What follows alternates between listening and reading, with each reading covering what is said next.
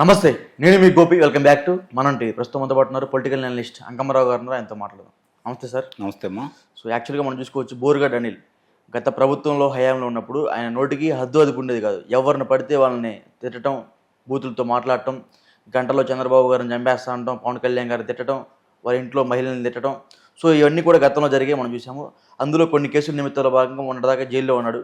మధ్యంతర బెయిల్, మా అమ్మగారికి బాగలేదని మధ్యంతర బెయిల్ మీద బయటకు అయితే రావడం జరిగింది.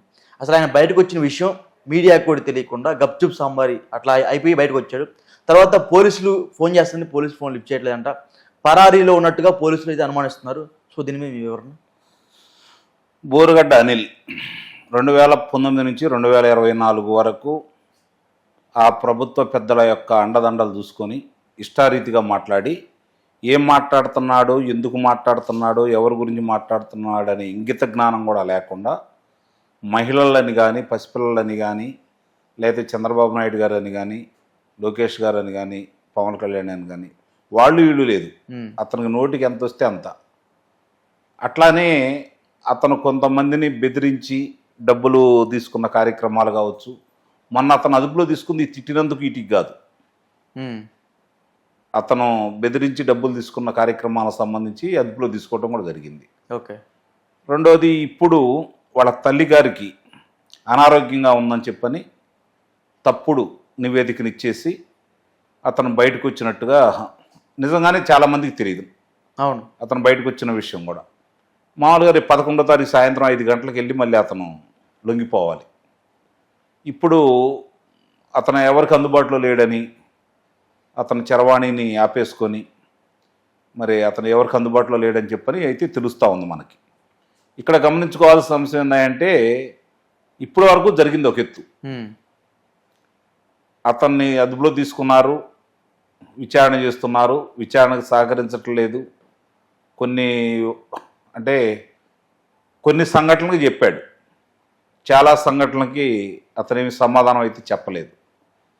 దానికి సహకరించట్లేదని చెప్పి న్యాయస్థానానికి కూడా విన్నవించుకోవడం కూడా జరిగింది వాళ్ళు. ఇప్పుడు ఇతను ఈ విధంగా అసత్యంగా, అంటే న్యాయస్థానాన్ని తప్పుదోవ పట్టించే విధంగా, అలాగే ప్రభుత్వానికి కూడా ఒక రకమైన సవాల్ విసిరాడు. అంటే నాకు సహకరించే వాళ్ళు ఉన్నారు, అంతే కదా. తప్పుడు ధృవీకరణ పత్రం తీసుకొచ్చాడు అంటే ఇంకా తనకు సహకరించే వాళ్ళు ఉండాలని అర్థమే కదా. ఇప్పుడు ప్రభుత్వ పెద్దలు చేయాల్సిన, అంటే పోలీసులు చేయాల్సినటువంటి కార్యక్రమం ఏంటంటే, ఈ తప్పుడు ధృవీకరణ పత్రం అని చెప్పిన వాళ్ళ నివేదికలో తేలింది కాబట్టి దీన్ని తయారు చేసింది ఎవరు, లేకపోతే నిజంగా ఇచ్చిన వైద్యుడు ఎవరు? యాక్చువల్గా వైద్యుల దగ్గరికి వెళ్తే మేము అదే సర్టిఫికేట్ ఏమి ఇవ్వలేదని చెప్తున్నారు. లలిత హాస్పిటల్, గుంటూరు లలిత హాస్పిటల్. అందుకే అదే చెప్పేది. అంటే ఇక్కడ తయారు చేసింది ఎవరు, అతనికి సహకరించింది ఎవరు, అది తీసుకొచ్చి అందజేసింది ఎవరు, దానికి సంబంధించిన ఇప్పుడు అందజేసిన వాళ్ళు ఉంటారు కదా, సమాచారం ఇచ్చిన వాళ్ళు ఉంటారు కదా. అతను లోనుండి అతనికి తెలియదు కదా, దివ్య దృష్టి అయితే ఏం లేదు కదా. అవును, అతను కలవటానికి వచ్చిన వాళ్ళు, ఈ సమాచారం ఇచ్చిన వాళ్ళు ఉంటారు కదా. వాళ్ళ ద్వారా ఎవరి ద్వారా ఇది తయారు చేయించాడు. తయారు చేస్తే న్యాయస్థానంలో అది పొందుపరిచినప్పుడు న్యాయస్థానం సహజంగానే ఇలాంటిది దృష్టిలో పెట్టుకొని అవకాశం ఇస్తూ ఉంటుంది. కాకపోతే ఇప్పుడు న్యాయస్థానాన్ని కూడా తప్పుదోవ పట్టించాడు కాబట్టి న్యాయస్థానం కూడా తీవ్రంగా పరిగణించే అంశం ఇది. అందుట్లో అనుమానమేం లేదు. దీనికి తగు మూల్యం అయితే చెల్లించుకుంటాడు. అవకాశం ఇచ్చాడు మళ్ళీ. మామూలుగా ప్రభుత్వానికి, పోలీసులకి మళ్ళీ ఒక అవకాశం ఇచ్చాడు. తను నేరం ఎట్లా చేయగలడో ఇంకోసారి చూపించాడు అన్నమాట.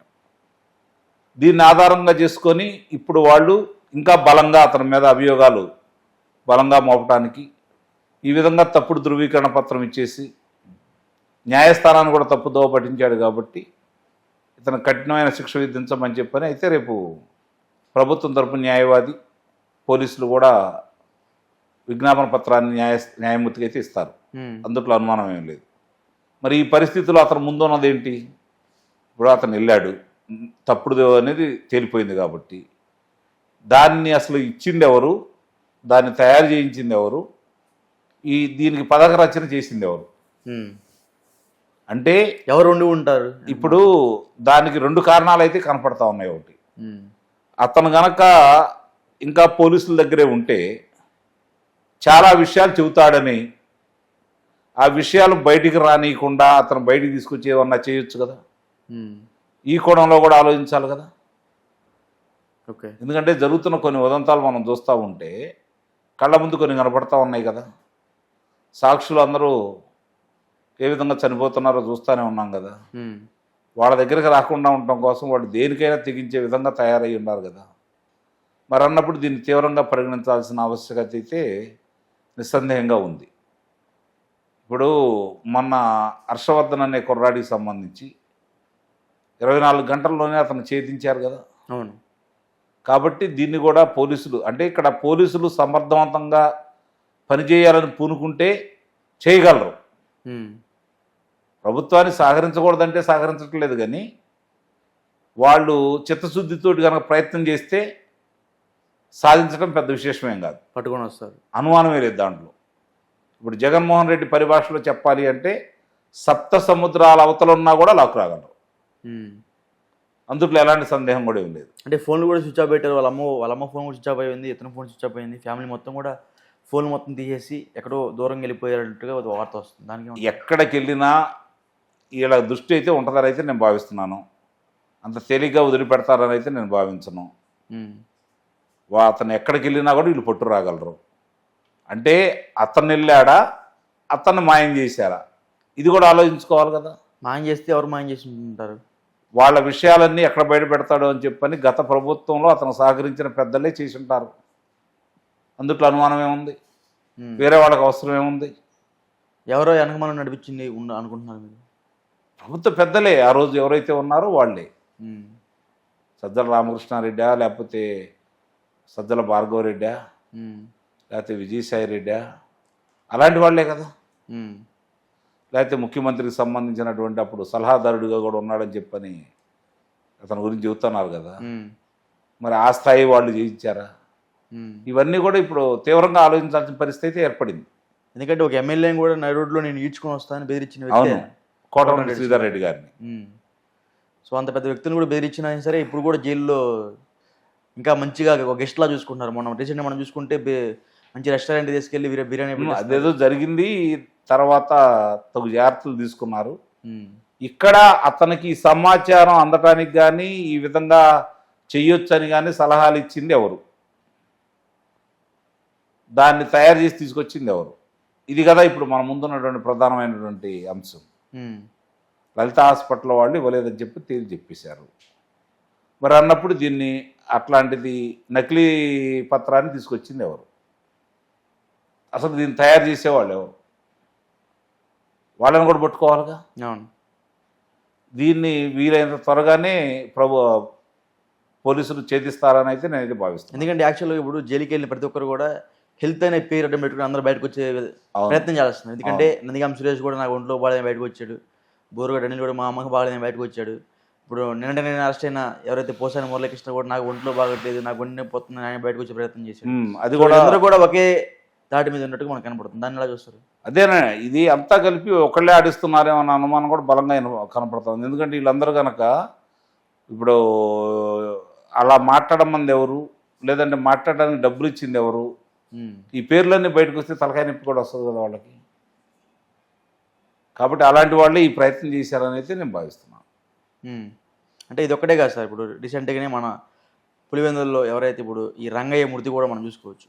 అది అనుమానాస్పద మృతి లేకపోతే భార్య అంటుంది కదా, ఆయన భార్య అనుమానం వ్యక్తం చేస్తుంది కదా. అవును. ఎందుకంటే గత చరిత్ర పరిటాల రవి గారి హత్య కాడి నుంచి చూసుకుంటా ఉంటే ఆ విషయాలన్నీ చూసుకుంటా ఉంటే వాళ్ళందరూ సాక్షులు ఇలానే చనిపోతా ఉన్నారు కదా అంతర్ధానంగా.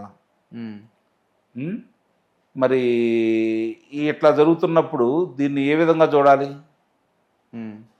ఇప్పుడు ఒక విషయాన్ని పరిశోధించే పోలీసులకి, న్యాయస్థానానికి, ప్రభుత్వానికి ఇప్పుడు ఈ చర్య సవాల్గానే ఉంటుంది కదా. ఓకే, అవును. అంటే ఏమి చూడకుండా మీరు ఎలా ఇచ్చారనే విమర్శలు కూడా వస్తాయి కదా వీళ్ళ మీద. అవును. మరి దీన్ని వాళ్ళు తీవ్రంగా అయితే పరిగణిస్తారు కదా. సహకరించిన ఒకవేళ ఇందుట్లో ఎవరన్నా అధికారులు సహకరించినా కూడా వాళ్ళని కూడా ఈరోజు గుర్తించాల్సిన బాధ్యత అయితే ఉందిగా. అవును. కాబట్టి ఎట్టి పరిస్థితుల్లో కూడా అతని కోసం ఇప్పటికే అతను ఎక్కడున్నాడో వాళ్ళు కనిపెట్టుంటారు. 11వ తారీఖు దాకా అతనికి వెలుసుబాటు ఉంది కాబట్టి న్యాయస్థానానికి మళ్ళీ విన్నవించే వాళ్ళు తగు చర్యలు తీసుకుంటారని అయితే నేనైతే భావిస్తున్నాను. ఓకే, థ్యాంక్ యూ అండి.